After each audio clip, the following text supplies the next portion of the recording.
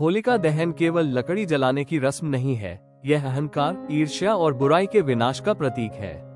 ये हमें सिखाता है कि जब भक्ति और विश्वास, प्रहलाद, अडिग हो तो अग्नि की लपटें भी शीतल हो जाती है। यह वैज्ञानिक रूप से ऋतु परिवर्तन और शुद्धिकरण का भी पर्व है। प्राचीन काल में राक्षस राज हिरण्यकश्यप ने अपनी तपस्या से ब्रह्मा जी को प्रसन्न कर अजेय होने का वरदान पा लिया था। अब वो चाहता था कि पूरी दुनिया केवल उसे पूजे। हिरण्यकश्यप गरजते हुए, तीनों लोकों में मेरे सिवा कोई भगवान नहीं है। जो मेरा नाम नहीं लेगा उसे मृत्युदंड दिया जाएगा। लेकिन उसी का पुत्र प्रहलाद भगवान विष्णु का अनन्य भक्त था। प्रहलाद शांति से, पिताजी, ईश्वर तो कण कण में है, मैं केवल नारायण का नाम जपूंगा। हिरण्यकश्यप क्रोध में, इस बालक को ऊंचे पर्वत से नीचे फेंक दो, इसे हाथियों के नीचे कुचलवा दो। जब प्रहलाद को मारने के सारे प्रयास विफल रहे, तब हिरण्यकश्यप ने अपनी बहन होलिका को बुलाया। होलिका को वरदान था कि वो आग में नहीं जल सकती।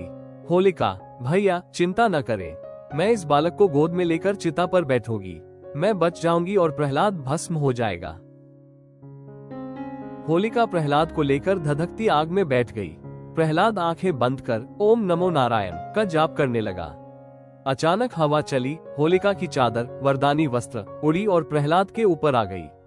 होलिका चीखते हुए, बचाओ, मैं जल रही हूँ। बुराई की प्रतिमूर्ति होलिका जल गई और भक्त प्रहलाद सुरक्षित बाहर आ गए। जब होलिका अग्नि में भस्म हो गई और भक्त प्रहलाद सुरक्षित बाहर निकल आए, तो पूरे नगर में खुशी की लहर दौड़ गई।